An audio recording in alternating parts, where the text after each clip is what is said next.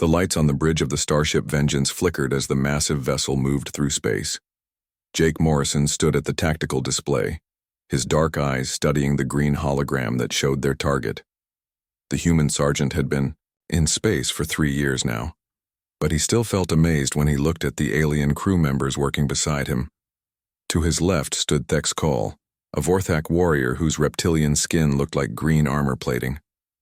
The alien was nearly 7 feet tall and built like a walking tank. His yellow eyes never seemed to blink as he watched the display. Thex Cole had been fighting wars for longer than Jake had been alive, and his thick scales could stop most small weapons without any protection. On Jake's right, Lieutenant Zikith clicked his mandibles together in thought.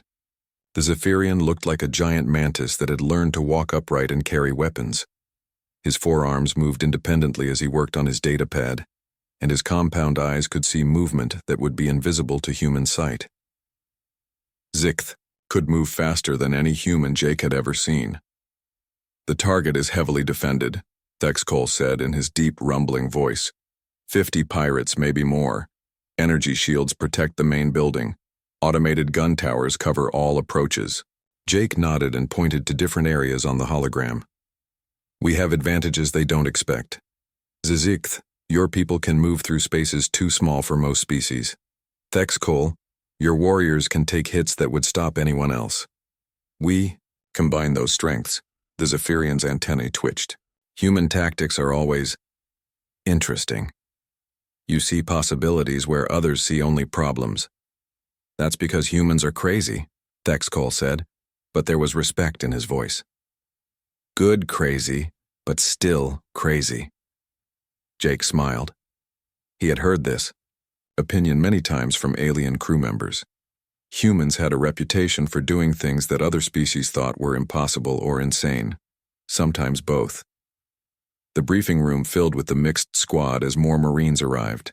Jake counted 12 Vorthak warriors, their heavy weapons and thick armor making them look like walking fortresses. 8 Zephyrians moved with liquid grace, their lighter equipment designed for speed and precision. 6 humans, including Jake, represented Earth's contribution to the mission. "Listen up," Jake began, his voice carrying easily through the room. "The pirates on Kepler 7b have been raiding civilian ships for 6 months. They have hostages and stolen cargo worth millions of credits. Our job is simple. Get in, neutralize the threat, rescue the hostages, secure the cargo." A young Vorthak named Kexmore raised his clawed hand. "Sergeant Morrison, the defensive systems are designed to stop frontal assault. How do we overcome such obstacles?" Jake manipulated the hologram, showing different angles of the pirate base. "We don't fight their strengths. We use ours. Zikith's team goes through the ventilation systems here and here. They disable the power generators. Thex Cole's team makes noise at the front gate, draws attention. My team goes through the weak point in the rear wall during the distraction." Zikith studied the plan with his large eyes. "The timing must be perfect. If one team is early or late, the others will face concentrated fire. That's why we're good at this," Jake replied. "Humans specialize in coordination under pressure. Vorthak excel at drawing fire and staying alive.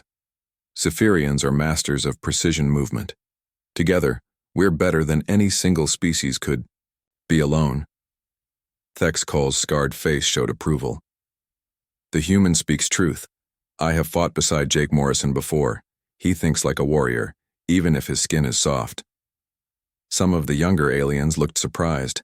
In their cultures, physical strength and natural armor were the most important qualities for a warrior.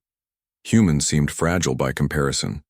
They needed artificial armor and couldn't regenerate lost limbs like some species could. Their reflexes were slower than Zephyrians, and their natural weapons were almost non-existent. But Jake had earned respect through 3 years of successful missions. His tactical thinking had saved lives and completed objectives that seemed impossible. The alien Marines had learned that human minds worked differently, finding solutions that other species missed. "Equipment check in 30 minutes, Jake announced. "We drop in 4 hours. Questions?" A veteran Zephyrian named Zethra spoke up. "Sergeant, what if the pirates have weapons we haven't seen before? Unknown technology could change everything." Jake considered this. "Then we adapt. That's what humans do best. We don't give up when things go wrong. We find another way. As the briefing ended, the Marines began preparing their gear. Jake watched the efficient movements of his mixed squad and felt proud of how well they worked together. Each species brought different strengths, and human leadership had learned to coordinate those abilities. Thek's call approached Jake as the room emptied. "The young ones still think humans are weak," the Vorthak said quietly. "They see your soft skin and small size. They don't understand yet." "Understand what?" Jake asked, checking his rifle's power cell. "That strength isn't always about scales or claws," Thek's call replied. "I've seen humans do things that would break other species, not just the body, but the spirit. You carry on when others would quit." Jake shrugged. "We do what needs doing, same as everyone else," but Thek's call shook his massive head. "No, Jake Morrison, not the same. Different, better in some ways. The young ones will learn." 4 hours later, the dropships launched toward Kepler 7b. Jake sat between his alien teammates, watching the moon grow larger in the viewports. Soon they would find out if his plan would work. Soon the pirates would discover what happened when they threatened innocent people. Jake Morrison didn't know that this mission would change how every alien in the squad thought about humans forever. The dropships landed on Kepler 7b with barely a whisper. Jake Morrison checked his weapon one final time as the doors opened to reveal the rocky surface of the moon. The pirate base sat like a metal cancer on the landscape, its dark walls bristling, with weapon emplacements and sensor arrays. "Remember the plan," Jake spoke into his comm unit. "Zikith, you have 15 minutes to reach the generators. Thek's call, start your distraction exactly then. My team moves on your signal." The Zephyrian's voice crackled back through the radio. "Understood, Sergeant. We are already moving." Jake couldn't see Zikth's team, but he knew they were flowing across the landscape like liquid shadows. The insectoid aliens could move without making sound, their multiple limbs allowing them to navigate terrain that would challenge other species. Thek's Cole's heavy breathing came through the comm. "My warriors are in position. The pirates will soon learn what Vorthak claws can do." Jake smiled grimly and turned to his human squad. Lisa Park crouched beside him, her sniper rifle already tracking potential targets. Danny Cross and Mike Torres checked their assault rifles while Amy Chen prepared her demolition charges. Kevin Wright monitored the tactical display on his wrist computer. 15 minutes until we move," Jake whispered. "Stay sharp." The wait felt longer than it was. Jake watched the pirate base through his scope, counting guards and noting their patrol patterns. The criminals had chosen their position well. High walls, clear fields of fire, and multiple escape routes made it a tough target for any conventional assault. But Jake's plan wasn't conventional. It combined the unique abilities of 3 different species in ways the pirates wouldn't expect. Zikth's voice suddenly filled Jake's earpiece. "Generators located. Beginning infiltration now." Jake could imagine the Zephyrian team moving through the base's ventilation system like deadly spirits. Their thin bodies could fit through spaces that would stop larger species, and their natural stealth made them nearly impossible to detect. "Thek's call, you're up in 60 seconds, Jake said. "With pleasure," the Vorthak replied. The explosion that followed shook the ground beneath Jake's feet. Thexkol's team had blasted through the base's front gate with typical Vorthak subtlety. The sound of energy weapons immediately filled the air as the pirate guards responded to the frontal assault. "All teams move now," Jake ordered. Jake's human squad sprinted toward the rear wall of the base. The pirates were all focused on the Vorthak attack at the front gate exactly as planned. Amy Chen planted her charges on the weak section of wall that Jake had identified, and the controlled explosion created a perfect entry point.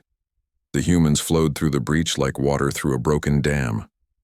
Jake led them through corridors that were empty because every defender had rushed to stop the Vorthak assault. The plan was working perfectly.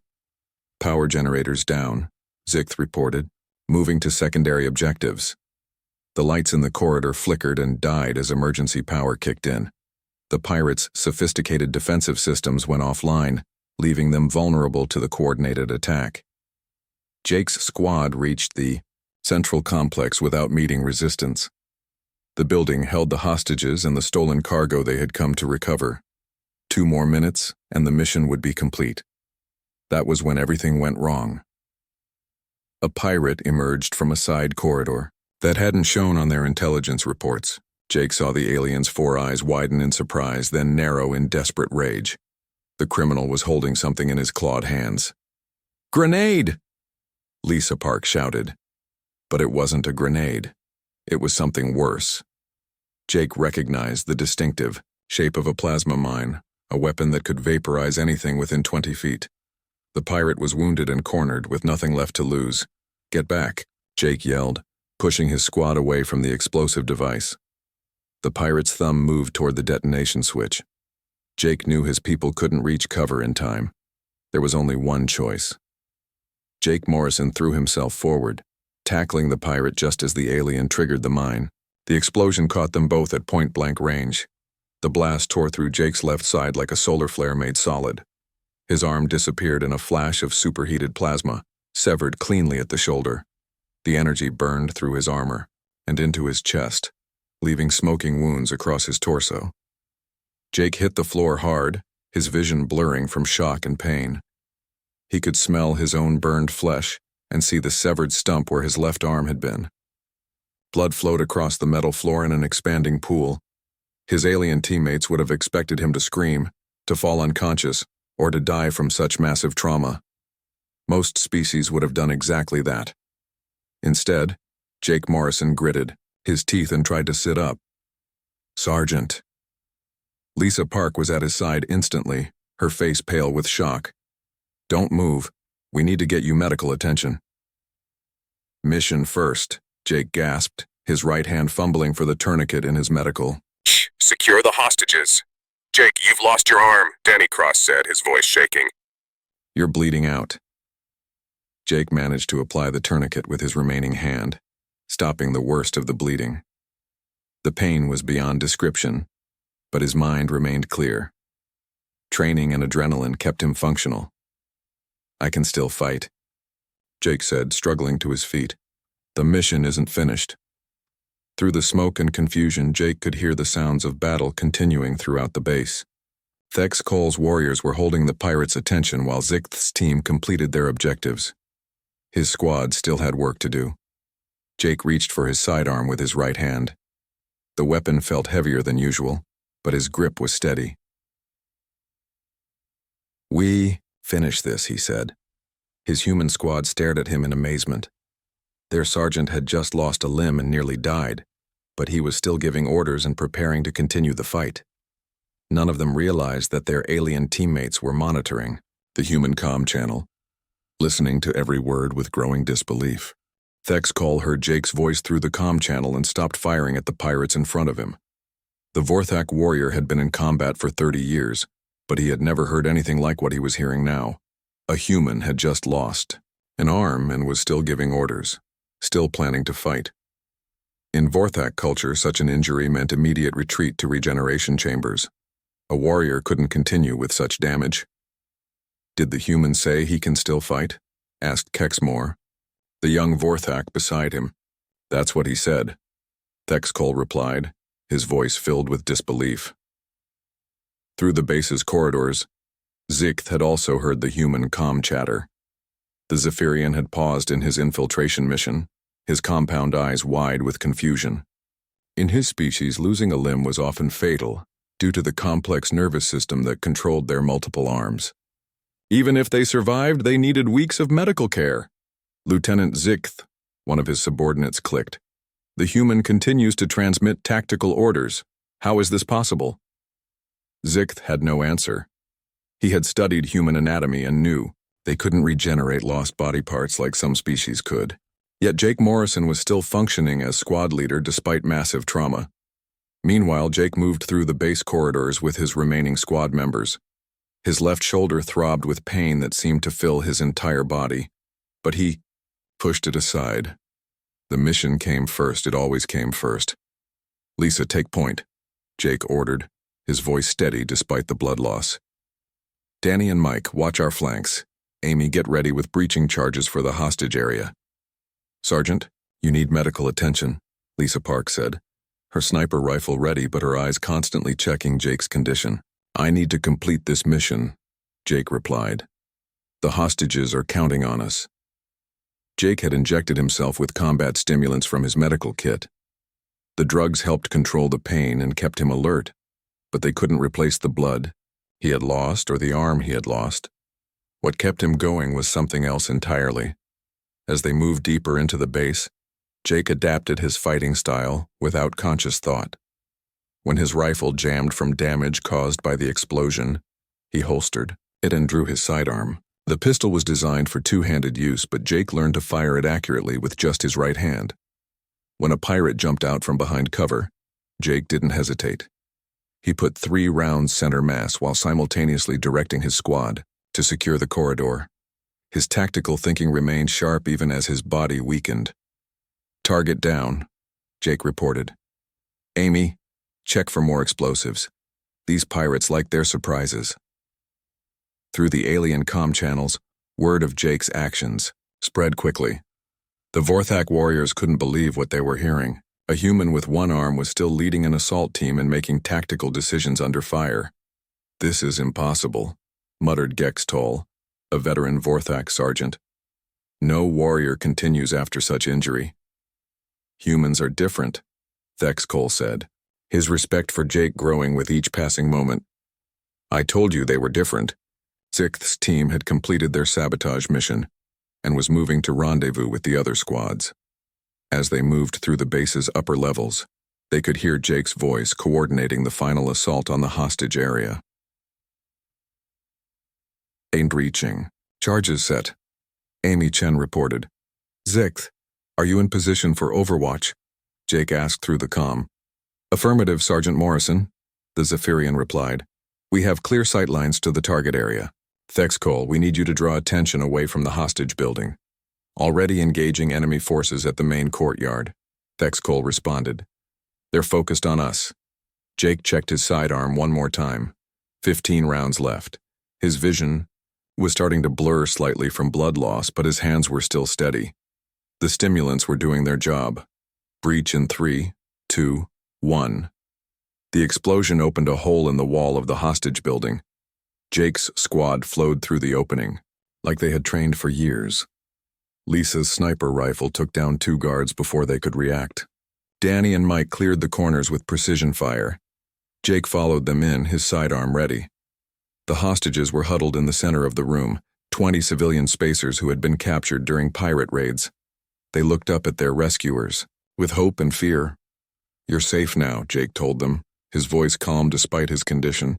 "We're here to take you home." One of the hostages, an older woman, stared at Jake's missing arm and the blood on his armor. "You're hurt," she said. "I'm fine," Jake replied. "Can everyone walk? We need to move to the extraction point." As Jake organized the hostage evacuation, the alien Marines monitoring the situation couldn't process what they were witnessing. The human had lost a limb, suffered severe burns, and lost significant amounts of blood. By all logic, he should be unconscious or dead. Instead, he was completing the mission objectives with the same efficiency he had shown when healthy. "Zekth," one of the Zephyrian soldiers whispered. "How does the human continue? Where does this strength come from?" Zekth watched Jake through his scope as the human sergeant helped an injured hostage to her feet. The human's movements were slower than before, but his determination never wavered. "I think," Zekth said slowly, "we have underestimated what it means to be human." In the main courtyard, Thex Cole was having similar thoughts. He had fought beside warriors of many species, but he had never seen anything like Jake Morrison's refusal to quit. The human treated his catastrophic injury like a minor inconvenience. "All hostages secure," Jake reported, "moving to extraction point Alpha." "Copy that, Sergeant," came the reply from the dropship pilot. "We'll be ready for immediate medical evacuation." Jake almost smiled at that. Medical evacuation would come after the mission was complete, not before. That wasn't how humans did things. As Jake led the rescued hostages towards safety, every alien Marine in the base was learning something new about humanity. They were learning that some species don't know when to quit. Some species keep going when logic says they should stop. Some species carry on no matter what. Jake Morrison led the rescued hostages through the smoking corridors of the pirate base. His left shoulder burned with pain that felt like liquid fire, but he kept his voice steady as he guided the civilians toward safety. "Stay close together," Jake told the group of 20 hostages. "We're almost at the extraction point." Behind him, Lisa Park watched her sergeant with growing amazement. She had served with Jake for 2 years, but she had never seen anything like this. Most people would be unconscious from shock after losing an arm. Jake was still leading a rescue operation. "Sergeant," Danny Cross whispered as they moved through a darkened hallway. "Your pulse is getting weak. You need medical attention now." Jake checked his wrist monitor with his remaining hand. His heart rate was elevated and his blood pressure was dropping. The combat stimulants were wearing off and his body was starting to shut down from blood loss. "Mission first," Jake replied quietly. "We get these people out, then we worry about medical." Through the alien comm channels, the discussion had turned to disbelief and wonder. Thexcall had finished clearing the main courtyard and was moving to support the evacuation. He had monitored Jake's vital signs through the tactical network and the readings made no sense. "The human should be dead," Kexmore said to his squad leader. "His blood loss is beyond survival limits for most species." "Yet he continues," Thexcall replied. "I have never seen such determination." Zeekth's team had taken overwatch positions around the extraction point. The Zephyrian lieutenant watched through his scope as Jake's group approached. The human's movements were slower now, and he occasionally stumbled, but he never stopped moving forward. "Lieutenant," one of Zeekth's soldiers asked, "what drives the human to continue? His injury would kill most of us." Zeekth considered this question as he watched Jake help an elderly hostage over a pile of rubble. "I think it is something in their nature, something we do not understand yet." The extraction point was a cleared area outside the base where their dropships waited. Jake could see the vessels through the smoke, their engines already running for immediate departure. 20 more meters and the hostages would be safe, but 20 meters felt like 20 kilometers. Jake's vision was blurring more frequently now and his legs felt unsteady. The tourniquet had stopped the bleeding, but he had already lost too much blood. His body was failing. "I can see the ships," one of the hostages said with relief. "We're going to make it." Jake nodded, though the simple movement made his head spin. "Yes, you are, all of you." As they reached the landing zone, the alien medics rushed forward to help. The lead medic was a Vorthak named Kex4, who had 30 years of battlefield experience. He took one look at Jake's injuries and his eyes widened in shock. "This human should not be conscious," Kex4 said to his assistant. "The blood loss alone should have caused system failure." But Jake was not only conscious, he was still functioning as mission commander. He counted the hostages as they boarded, the transport ships making sure everyone was accounted for. He coordinated with the pilot about departure routes and security concerns. "All hostages aboard," Jake reported to the fleet commander. "Stolen cargo secured. Mission objectives complete." Only then did Jake allow himself to sit down. The moment he stopped moving, his body seemed to remember how badly it was injured. Pain washed over him like a tide, and his vision started to fade. "Now you can treat me," Jake told Kex4. The Vorthak medic immediately began working on Jake's injuries. As he scanned the human's condition, his medical instruments gave readings that seemed impossible. "You have lost 40% of your blood volume," Kex4 said in amazement. "Your arm is completely severed. You have second-degree burns across 30% of your body. How are you still alive?" Jake managed a weak smile. "Stubbornness, I guess." But Kex4 knew it was more than that. In his decades of treating wounded soldiers, he had never seen anything like human resilience. Most species would have gone into shock and died from Jake's injuries. The human had not only survived, but had continued fighting and leading for another hour. As the medical team prepared Jake for surgery, word of his actions spread throughout the fleet. Alien crew members who had never paid much attention to humans suddenly wanted to know more about these strange creatures from Earth. I heard the human continued fighting with one arm, a young Zephyrian engineer said to his supervisor. That's what they're saying, the supervisor replied. I didn't believe it at first. How is such a thing possible? The supervisor didn't have an answer. None of them did. In the medical bay, Jake drifted in and out of consciousness as the doctors worked on him. Through the haze of painkillers and exhaustion, he could hear alien voices discussing his condition. His body should have shut down from trauma, one voice said. The pain alone should have caused unconsciousness. Yet he remained functional until mission completion, another voice replied. I have never seen such mental discipline. Jake wanted to tell them it wasn't discipline, it was just what humans did. When people were counting on you, you didn't quit. When lives were at stake, you found a way to continue. It was that simple. But the words wouldn't come. The medical drugs were pulling him down into darkness. As consciousness faded, Jake's last thought was satisfaction. The mission was complete. The hostages were safe. His job was done. Around him, alien medics continued their work with growing respect for the injured human. They were beginning to understand that they had witnessed something remarkable, something that would change how they thought about humans forever. Thek's call arrived at the medical bay as the surgery began. He stood outside the operating room, watching through the window as the medical team worked to save Jake's life. Dekyo, he survive? Sikth asked, joining the Vorthak warrior. If determination can keep someone alive, Thek's call replied, then Jake Morrison will be fine. Both aliens stood in silence, thinking about what they had witnessed.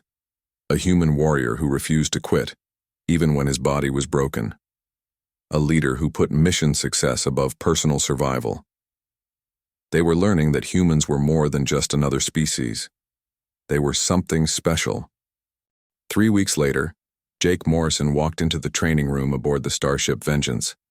His new prosthetic arm moved smoothly at his side, its metal fingers flexing as he adjusted to the artificial limb. The replacement was military grade, stronger than his original arm and equipped with enhanced sensors. The alien Marines in the room stopped their exercises to watch him. Word of Jake's actions on Kepler 7b had spread throughout the entire fleet. Every species wanted to see the human who had continued fighting after losing a limb. Sergeant Morrison, Thek's Cole approached with respectful curiosity. How does the new arm function? Jake flexed the prosthetic fingers, testing their response. Different, but functional. I'm still learning to use it properly. What amazed the Vorthak warrior wasn't the technology. It was Jake's attitude. The human showed no self-pity, no anger about his injury. He treated the loss of his arm like a problem to be solved, not a tragedy to mourn. Does it cause you pain? Asked Kexmore, the young Vorthak who had witnessed Jake's incredible determination during the mission. Sometimes, Jake replied honestly, but pain is just information. It tells you something needs attention, then you deal with it and move on. The Zikth entered the training room with several of his Zephyrian subordinates. The insectoid lieutenant had requested this meeting specifically to observe Jake's adaptation process. In Zephyrian culture, losing a limb meant permanent disability and retirement from active duty. Sergeant Morrison, Zikth clicked his mandibles in greeting. We have heard you plan to return to active combat duty. That's correct, Jake said, picking up a training rifle with his prosthetic hand. I need to requalify with all weapons, but that shouldn't take long. The aliens watched in fascination as Jake began target practice.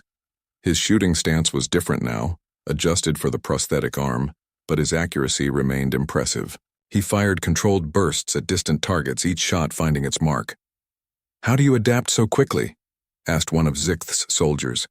Such changes would require months of rehabilitation for our species. Jake paused in his shooting to consider the question. Humans are good at adapting, we've had to be. Our planet taught us to overcome problems or die trying. He resumed firing, his prosthetic arm moving in perfect coordination with his organic limb. The watching aliens saw something they had never witnessed before. A warrior who had not just survived catastrophic injury, but had become stronger because of it. Thek's Cole studied Jake's new shooting technique with professional interest. Your accuracy has not decreased. In some positions, it appears improved. The prosthetic doesn't shake like a biological hand, Jake explained. Better for precision work. This casual acceptance of his situation amazed the alien observers. Jake wasn't trying to hide his disability or pretend it didn't exist. He was finding ways to use it as an advantage. Dr. Kexvor, the Vorthak medic who had treated Jake after the mission, arrived to check on his patient's progress. The doctor carried a data pad filled with medical readings and observations. "How are you feeling today, Sergeant?" Kexvor asked, scanning Jake with a medical sensor. "Good," Jake replied, setting down the training rifle. "The prosthetic integration is ahead of schedule." Kexvor studied his readings with amazement. Human recovery rates continued to surprise him. "Your psychological adaptation is remarkable. Most species show signs of trauma depression after such injuries."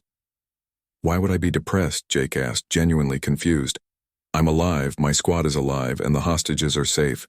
The mission was a success." This simple statement contained everything the aliens needed to understand about human psychology.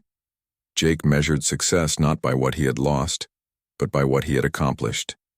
His missing arm was less important than the lives he had saved.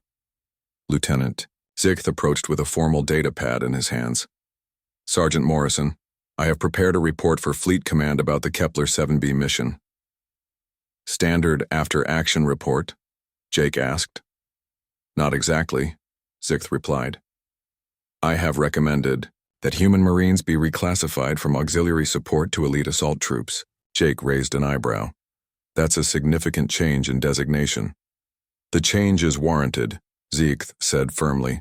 "What we witnessed during that mission has changed how we view human capabilities. Your species possesses something that cannot be taught or replicated."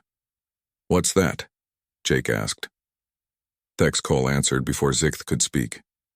"You do not know how to quit. When others would surrender to injury or death, humans find a way to continue." Jake shrugged, a gesture that looked strange with one artificial arm. "We do what needs to be done, same as anyone else." "No," Kexvor said quietly. "Not the same. Different. Better in ways we are still learning to understand." The aliens in the room nodded in agreement. They had seen Jake Morrison lose an arm and continue fighting. They had watched him complete a mission while bleeding to death. They had witnessed him adapt to disability without complaint or self-pity, but more than that, they had learned something important about humanity. Humans didn't just survive adversity. They refused to let adversity define them. "Sergeant," a young Zephyrian asked, "what would you do if you lost another limb in combat?" Jake considered this question seriously. "Adapt again. Find new ways to be effective. Keep doing my job." The simplicity of his answer stunned the aliens into silence. Jake Morrison wasn't boasting or trying to impress anyone. He was simply stating a fact about human nature. As the training session continued, Jake worked on adapting his combat techniques to his new prosthetic. The alien Marines watched with growing respect and understanding. They were witnessing something that would change interspecies military doctrine forever. Humans weren't just another species to be accommodated in mixed units. They were something special. They were Deathworlders who carried on no matter what obstacles they faced. When the session ended, Thexcole approached Jake one final time. "The young ones understand now," the Vorthak said. "They know what it means to be human." Jake smiled and headed toward the door. "It means you don't quit when things get hard. It means you find a way forward, no matter what." As Jake left the training room, every alien present knew they had learned something important. They had discovered what made humans different from every other species in the galaxy. Humans simply refused to give up. Ever.